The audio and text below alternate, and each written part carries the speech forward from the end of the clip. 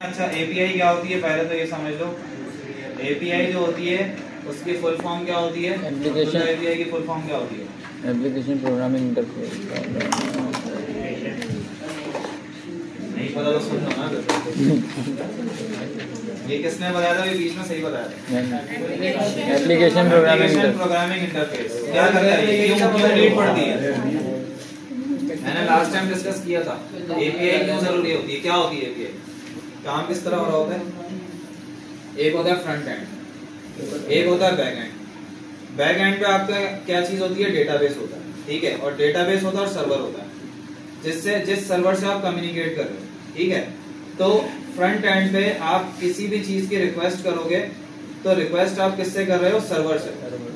Server जाएगा database के पास कि भाई ये डेटा चाहिए इसको, इस यूजर को।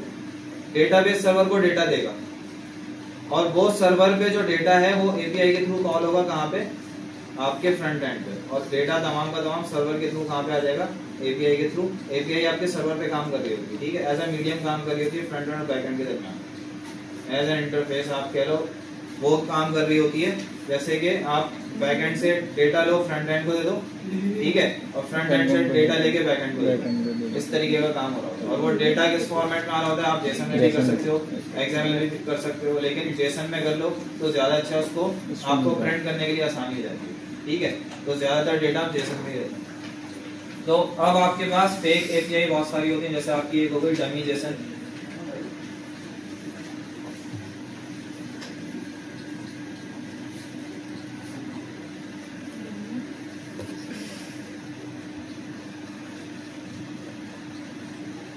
ये आपके पास डेटा रखा हुआ है इसके अंदर, प्रोडक्ट्स का, कार्ड्स का, यूजर्स, पोस्ट्स,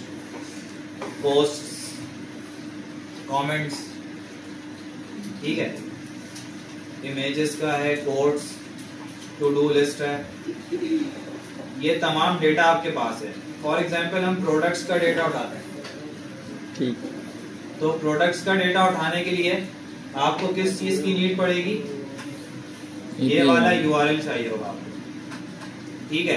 अच्छा, वैसे तो बेसिकली ये पूरा तरीका लिखा हुआ है किस तरह आपके पास डेटा आएगा, लेकिन मैं आपको मैनुअली लिख के दिखाऊंगा खुद से कि किस तरह डेटा हम, कहाँ पे डेटा आपका रीड होगा और कहाँ से राइट होगा। तो ये डेटा हम इस यूआरएल से उठाएंगे। इस यूआरएल को हम कंट्रोल सी करके कॉपी कर लेंगे और यहाँ पे आके एचटीटीपी रिक्वेस्ट जनरेट करने के लिए आपके पास जो एक मेथड कॉल होता है फैच का। तो आप फैच लिखोगे, आप इसको फंक्शन के अंदर भी डाल सकते हो, ठीक है।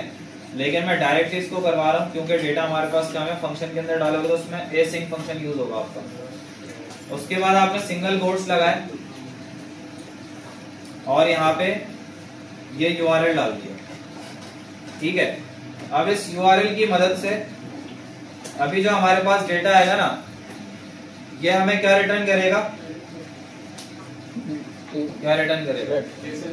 ये प्रॉमिस रिटर्न करेगा, प्रॉमिस, ठीक है। जितना भी डेटा आएगा प्रॉमिस में आएगा, ये प्रॉमिस रिटर्न करेगा। उसके बाद आप क्या करोगे? इस प्रॉमिस को कन्वर्ट करोगे किसमें? अगर डेटा मिल जाता है तो क्या करो? स्ट्रिंग होगा। कौन सा वाला मेथड कॉल होता था? Then dot then. ये क्या है? ये आपकी एचटीटीपी रिक्वेस्ट है जो आप सर्वर से कर रहे हो, ठीक है। सर्वर से आपने रिक्वेस्ट की, अलग पे डालूंगा सबको बता। आपने रिक्वेस्ट की यूआरएल डाल के, और ये सर्वर आपको रिस्पांस में दे रहा है डेटा। तो आपने उसको देन के फंक्शन के अंदर, देन के मेथड के अंदर आपने एक पैरामीटर पास किया। अच्छा, उसके अंदर आपने क्या करना है? आप इसके अंदर क्या करते थे? एक फंक्शन बनाते थे। कौन सा वाला? एनोनिमस एरो फंक्शन बनाते थे। तो एरो फंक्शन के लिए आप क्या बनाओगे? यहाँ पे ब्रैकेट्स लगाओगे और यहाँ पे लिख दोगे रिस्पांस। लिख देता हूँ यार, मेरा पीसी हैंग पता नहीं क्यों हो रहा है।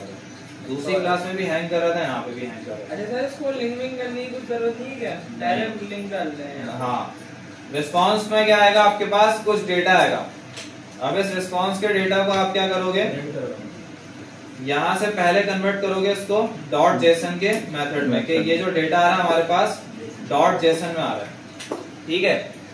अब दोबारा से then कॉल करोगे, 2 मरतबा then कॉल करना है आपको। और यहाँ पे अब आपको डेटा मिलेगा, तो एक पैरामीटर पास कर लेता हूँ डेटा के नाम से।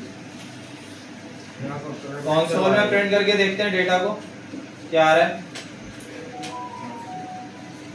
ठीक है, तो क्या हुआ, इस रिक्वेस्ट के रिस्पांस में हमें डेटा मिला कुछ, हमने रिस्पांस के पैरामीटर के अंदर डाल दिया उसको। ठीक है, अब वो डेटा किस टाइप का मिलेगा, कुछ ऑब्जेक्ट टाइप का डेटा मिलेगा, कुछ अलग टाइप का मिलेगा जेसन की फॉर्मेट में।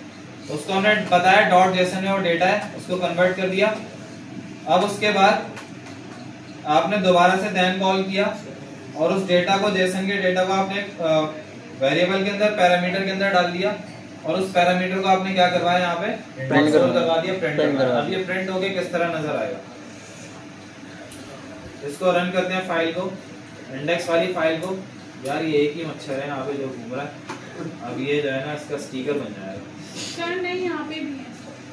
अच्छा, इसको आपने हमेशा लाइव सर्वर पे ओपन करना है, क्योंकि इसके लिए HTTP रिक्वेस्ट के लिए आपको सर्वर की नीड पड़ती है। अभी आप सर्वर से कम्युनिकेट कर रहे हैं, ठीक है, तो आप लाइव सर्वर को इंस्टॉल कर लें, वरना अगर आप कॉपी पाथ करोगे तो नहीं चलेगा। कंसोल में प्रिंट करवाया, तो कंसोल देख लेते हैं क्या आ रहा है, ऑब्जेक्ट। ऑब्जेक्ट के अंदर क्या मिल रहा है आपको, डेटा मिल रहा है। ठीक है, और ये आईडी क्या लिखी है, 1, बस ये डेटा आपको मिल रहा है बस। ठीक है, तो ये डेटा अगर मैं यहाँ से यहाँ जाके देखूं तो आईडी हमारे पास क्या थी वहाँ पे 1, और यहाँ भी क्या शो हुई है 1 हुई है। तो इसको 1 को हटाया मैंने और यहाँ जाके रिफ्रेश किया, तो अब कंप्लीट डेटा में मिल रहा है। कितनी एरे आ रही है उसके अंदर, 30। एक क्या बना हुआ हमारे पास, प्रोडक्ट का ये क्या है? ऑब्जेक्ट बना हुआ है, प्रोडक्ट का ऑब्जेक्ट। क्या हो गया भाई, ऑब्जेक्ट के अंदर प्रोडक्ट्स के नाम से क्या बनी हुई है, एरे बनी हुई है। एरे बनी है। उस एरे का साइज क्या है 30, और 30 उसके अंदर अलग अलग क्या बने हुए आपके पास, प्रोडक्ट्स। ये देखो ना क्या बने हुए, एरे वो ऑब्जेक्ट्स। इसका मतलब है एक ऑब्जेक्ट के अंदर एक एरे आ रही है, फिर उस एरे के अंदर ऑब्जेक्ट्स आ रहे हैं, कितने 30 ऑब्जेक्ट्स आ रहे हैं। तो यहाँ आप देख लो, इस प्रोडक्ट्स को एक्सपेंड करूंगा तो ये आपके पास एरे की फॉर्म में क्या मिल रहा है आपको, ऑब्जेक्ट्स मिल रहे हैं। ठीक है भाई, सही है भाई। ये डेटा आपको मिल रहा है। अब इस डेटा को किस तरह से प्रिंट करवाना है सर, डॉक्यूमेंट में हाँ, डॉक्यूमेंट डॉट राइट में किस तरह प्रिंट करवाना है, तो पहले कंसोल में देख लेते हैं। अच्छा, अभी इतनी बात समझ में आई सबके।